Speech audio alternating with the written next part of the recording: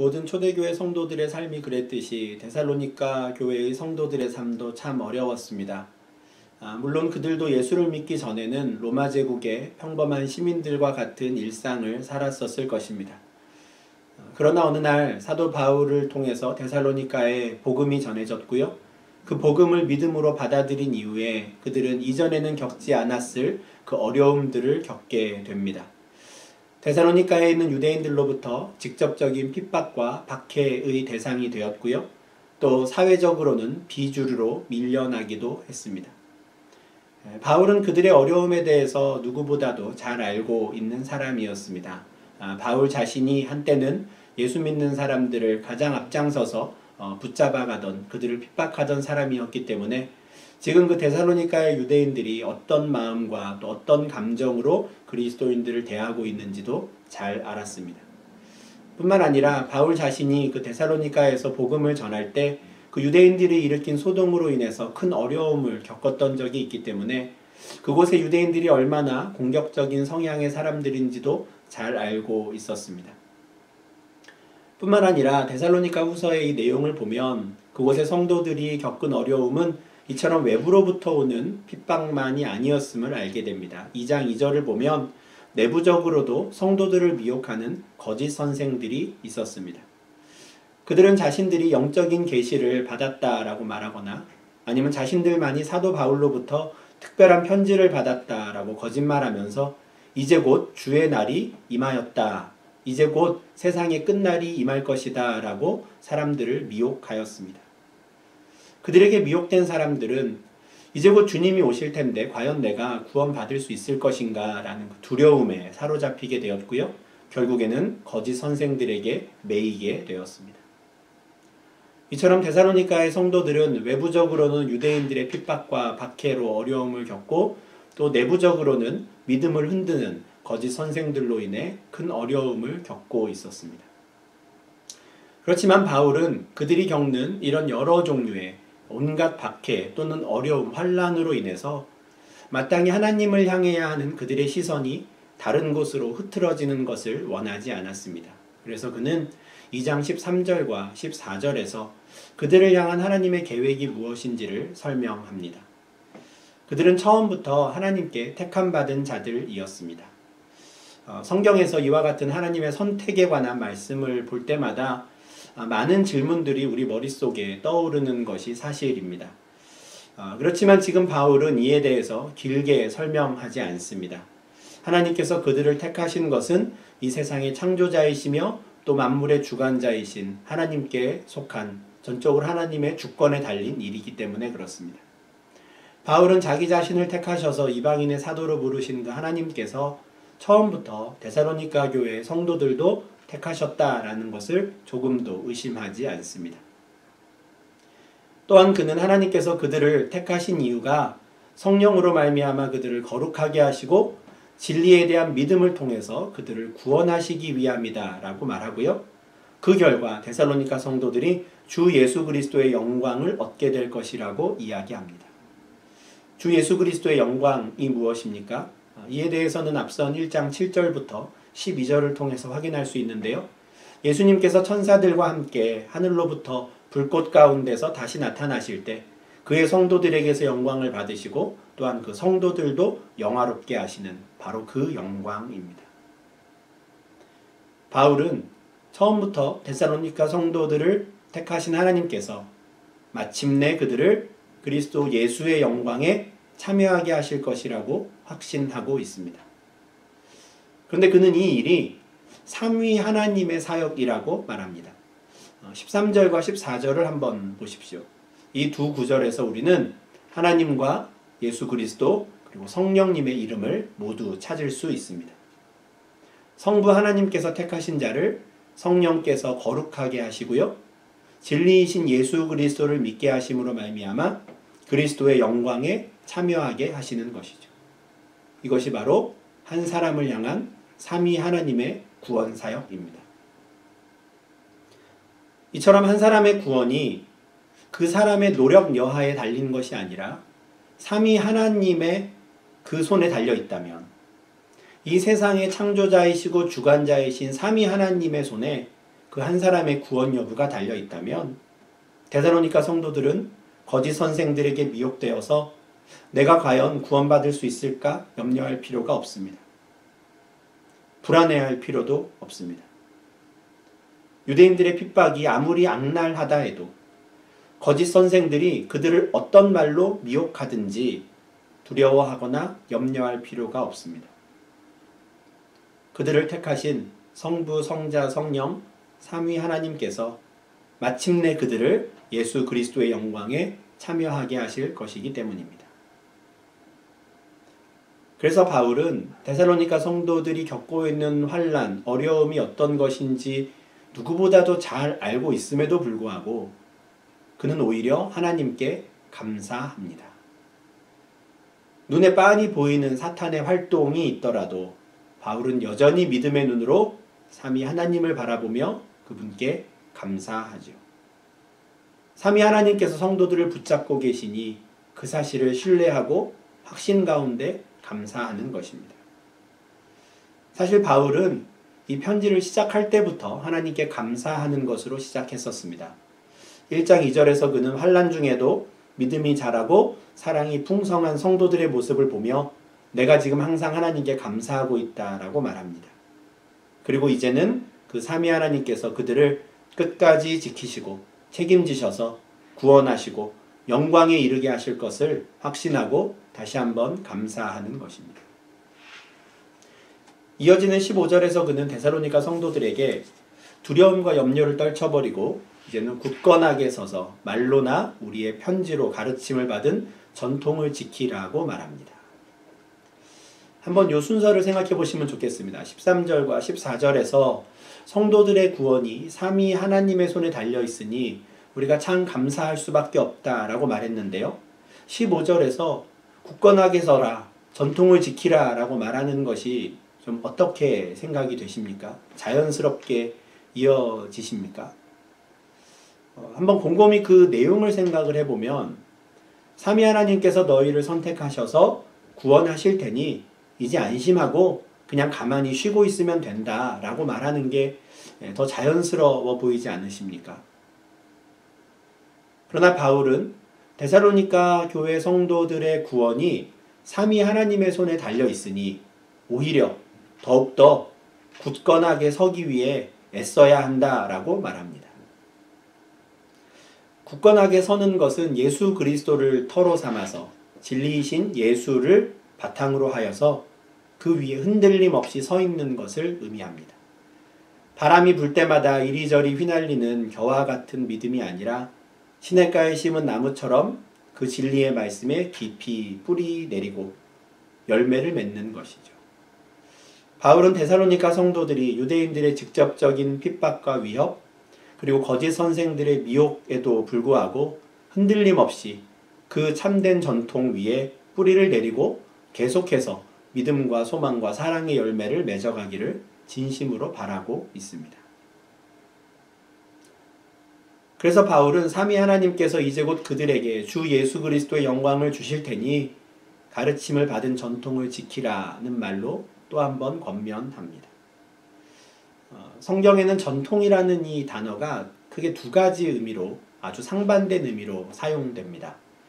예수님께서 마가복음 7장 8절에서 사람의 전통이라고 하신 것이나 갈라디아서 1장 14절에서 바울이 내 조상의 전통이라고 한 것처럼 이 단어가 어떤 사람이 만들어낸 삶의 방식, 사람이 만들어낸 제도를 가리킬 때가 있습니다. 아마도 이것이 많은 분들에게 익숙한 이 전통이라는 단어의 의미일 것입니다. 근데 정반대의 의미로 쓰여진 경우가 있습니다. 고린도전서 11장 2절이나 오늘 본문의 15절이 그런 경우인데요. 이때는 유대주의자들이나 거짓 선생들의 잘못된 가르침처럼 사람이 만든 제도, 사람이 만든 삶의 방식이 아니라 오히려 정반대인 참된 진리, 하나님의 말씀, 하나님의 계명이라는 의미로 이 단어가 사용될 때가 있었습니다.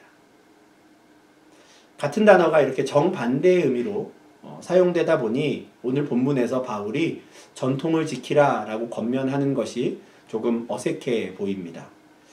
특히 전통이라는 말을 듣는 순간 제가 말씀드린 그 첫 번째 의미, 예수님께서도 너희는 어찌하여 사람의 전통으로 하나님의 계명을 범하느냐라고 하셨던 이런 말씀들이 떠오르는 분들께는 더 낯설게 보이는 말씀 또 권면일 겁니다. 그렇다면 데살로니가 성도들은 이 바울의 말을 어떻게 이해했을까요? 혹시 그가 사용한 이 전통이라는 단어를 잘못 오해하지는 않았을까요? 바울이 이 단어를 사용한 것은 그들이 내가 말하는 전통, 나로부터 가르침을 받은 전통을 오해하지 않을 것이라는 확신이 있었기 때문입니다. 데살로니가전서 2장 13절에 따르면 그들은 바울을 통해 처음으로 복음을 들었을 때 그의 말을 사람의 말이 아니라 하나님의 말씀으로 받았었습니다. 그것이 무엇입니까? 지금 바울이 말하는 너희가 말로나 편지로나 나로부터 가르침을 받은 전통입니다. 너희가 처음부터 사람의 말이 아니라 하나님의 말씀으로 받았던 바로 그것을 굳게 지키라 라고 이야기하는 것이고, 또 데살로니가 성도들도 그렇게 받아들일 것이라는 확신이 있었던 겁니다. 굳게 서서 가르침을 받은 전통을 지키라 라는 이 말은 유대인들의 위협이나 거짓 선생들의 말에도 흔들리지 말고 오직 진리이신 그 하나님의 말씀을 굳게 지키고 그 위에 서라 라는 권면이었습니다. 환난 중에 있을 때에나 두려움과 염려가 성도들을 사로잡을 때 성도들이 해야 하는 일이 바로 이것입니다. 성도들의 신앙을 위협하고 흔드는 자들에게 맞설 수 있는 유일한 방법은 바로 그 진리의 말씀을 굳게 붙잡고 지키는 것이기 때문입니다. 지금은 여의치 않은 상황이라 중단되었지만 2017년 7월부터 2017년 하반기부터 우리는 주일 오후 예배 시간을 통해서 사도신경, 니케아 신조, 또 벨직 신앙고백서, 도르트 신조의 내용을 찬찬히 살펴보고 있었습니다. 근데 이 모든 신조들의 공통점이 하나 있었는데요. 그것은 바로 기독교 신앙이 가장 위협받을 때 이 신조들, 이 신앙 고백서가 작성되었다는 것입니다. 교회 안에 거짓 선생들이 나타나고 로마 제국이나 중세 로마 카톨릭 교회로부터의 직접적인 위협이 있었을 때 우리 신앙의 선조들이 한 일이 바로 굳건하게 서서 가르침을 받은 전통을 지키는 일이었습니다. 삼위 하나님께서 그들을 지키고 보호하신다는 확신이 없었기 때문에 그들이 그렇게 한 것이 아닙니다. 우리가 신조와 신앙 고백서의 내용을 통해서 이미 확인한 대로 그들에게는 자신들이 하나님께 택함받은 사람이라고 하는 확신이 있었습니다. 성령께서 자신들을 거룩하게 하셔서 진리를 알게 하시고 그 진리를 믿음으로 받아들여서 하나님의 백성이 되게 하셨다라는 믿음이 있었습니다. 또한 로마의 황제들이나 중세 로마 카톨릭 교회의 사제들이 자신들을 불태워 죽이는 그 순간에도 하나님께서 그들을 지키고 보호하사 주 예수 그리스도의 영광을 얻게 하실 것이라는 확신도 있었습니다. 이것을 우리가 다 확인한 내용이지요. 그렇기에 그들은 더욱더 마음을 강하게 하여서 가르침을 받은 전통을 지키기 위해 애썼습니다. 외부로부터 위협이 올 때 성도들이 해야 하는 일이 바로 그것이기 때문입니다. 환난이 닥칠 때 성도들은 진리의 말씀에 뿌리를 내려야 합니다. 우리를 미혹하는 자들이 찾아올 때 우리는 가르침을 받은 전통을 지켜야 합니다. 여러 신조들과 신앙 고백서들은 바로 그 노력의 결과물이었습니다. 우리가 그동안 주일에 모여서 일주일에 한 번 그냥 예배드리는 것에 그치지 않고 신앙 고백서를 배우고 또 주중에 모여서 예배도 드리고 기도도 하고 성경 공부를 하고 또 구역별로 함께 모여서 기도하였던 이 모든 일들도 모두 굳게 서서 우리가 받은 가르침, 그 전통을 지키기 위해 해왔던 일들입니다. 그렇다면 우리는 오히려 지금과 같이 함께 모여 예배드리지 못하는 이 위기의 순간에 더욱더 쉬지 않고 이 일을 이어나가야 합니다. 우리는 주일을 지켜 예배 드리는 일을 쉬지 말아야 합니다. 저희가 가정예배라는 이름으로 예배를 드린 지 벌써 한 달이 넘어갑니다. 시간이 길어질수록 가정 예배를 드리기에 상황이 여의치 않은 성도님들이나 또 혼자 예배를 드려야 하는 분들, 또 유학생들에게는 더 힘든 시기일 것 같습니다. 교회당에 모여서 예배 드릴 때에는 함께 신앙생활하는 믿음의 형제 자매들이 있어서 그나마 괜찮았는데, 혼자 예배하는 이 시간이 유난히 더 외롭고 또 힘든 분들도 계실 겁니다. 저 개인적으로도 참 안타깝고 또 죄송한 상황입니다. 그렇지만 그럼에도 불구하고 우리는 우리의 시선을 하나님께로 향하고 각자의 자리에서 하나님께 예배하는 일을 쉬지 말아야 합니다. 또한 함께 모여 기도하지 못하고 성경 공부를 하지 못하더라도 기도하고 말씀을 묵상하는 일도 쉬지 말아야 합니다. 교회에서 신앙 고백서를 배우지 못하는 상황에서 유튜브 영상을 통해서라도 우리가 받은 신앙의 전통이 무엇인지 배우고 익히는 일에 힘써야 합니다. 언제 끝날지 모르는 이 상황에서 우리가 더욱더 힘써야 하는 일이 바로 이것입니다. 지금은 우리가 흩어져 있을 수밖에 없지만 하나님께서 정하신 때가 되어서 우리를 다시 만나게 하실 때 우리 중 어느 한 사람도 믿음이 흔들려 낙오한 자가 없도록 각자의 자리에서 믿음을 굳건하게 하여 가르침을 받은 전통을 지켜야 합니다. 하나님께서 당신의 백성을 택하시고 그들을 거룩하게 하셔서 마침내 주 예수 그리스도의 영광에 참여하게 하신다는 그 계획은 단지 데살로니가 성도들만을 위한 계획이 아니었습니다. 바울은 빌립보서 1장 6절에서도 너희 안에서 착한 일을 시작하신 이가 그리스도 예수의 날까지 이루실 줄을 우리는 확신하노라 라고 말한 적이 있습니다. 이것은 이 땅에 있는 모든 성도들을 위한 하나님의 계획입니다.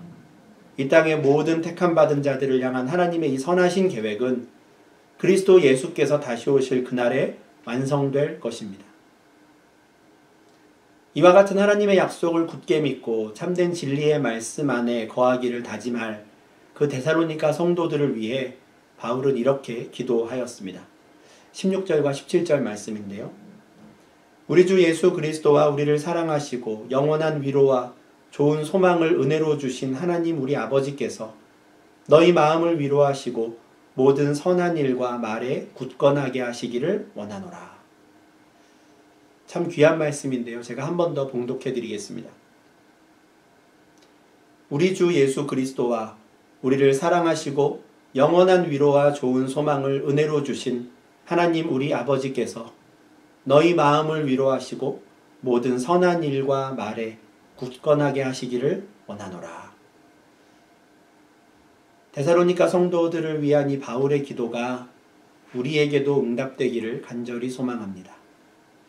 환난 중에도 전통을 지키기를 다짐하는 우리를 주 예수 그리스도께서 위로해 주시기를 바랍니다.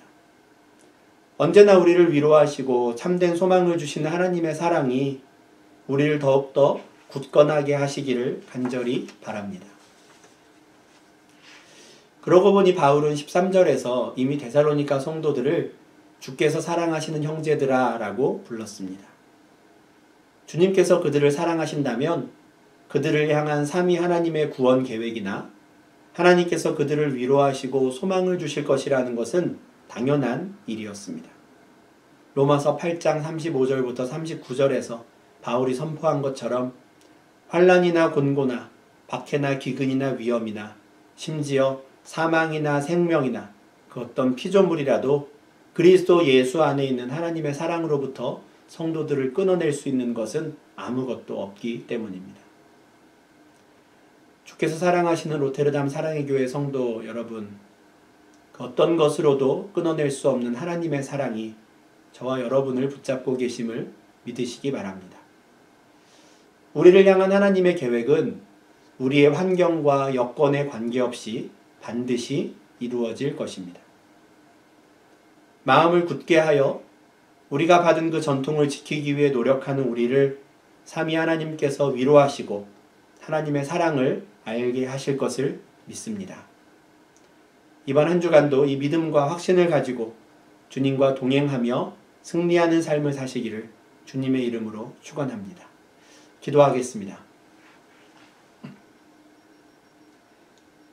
사랑과 은혜가 풍성하신 하나님 아버지, 환난과 핍박 중에도 데살로니가 성도들을 지키고 위로하시며 그들을 주 예수 그리스도의 날에 그 영광에 이르게 하셨던 것처럼 오늘 하루도 이번 한 주간도 우리를 지켜주시고 보호하시며 하루하루의 삶을 인도하여 주시니 주님 참으로 감사를 드립니다. 환난 중에도 핍박 가운데에서도 가르침을 받은 그 전통을 지키기 위해 애썼던 우리의 믿음의 선조들과 같이 우리 또한 이 위기의 상황을 더욱더 마음을 굳건히 하여 우리가 가르침받은 전통을 지키는 일에 힘쓰게 하시고 예배하고 말씀을 묵상하며 기도하고 그렇게 하루하루 날마다 주님과 동행해 가는 그 삶을 살아가기를 쉬지 않는 저희 될 수 있도록 인도하여 주시옵소서. 주께서 우리를 택하셨고 이 기간을 지나게 하실 것이며 마침내 주 예수 그리스도 영광에 이르게 하실 것을 믿습니다. 우리 각 사람의 마음을 위로하여 주시며 우리가 드리는 예배를 주께서 받아주시며 하루하루의 삶 가운데 삼위 하나님의 그 사랑하심과 위로하심이 우리 가운데 있음을 알게 하시고 그저 우리가 할 일은 더욱더 마음을 굳건하게 하여 우리에게 주어진 이 참된 진리의 말씀을 붙잡는 것임을 알게 하여 주시옵소서. 그래서 날마다 주 안에서 우리를 사랑하시고 우리를 승리케 하시는 그 그리스도의 사랑이 삼위 하나님의 역사하심이 나와 우리의 가정을 붙잡아 주시고 또 승리케 하시고 인도하심을 경험할 수 있도록 인도하여 주시옵소서. 감사드립니다. 살아계신 예수님 이름으로 기도합니다. 아멘.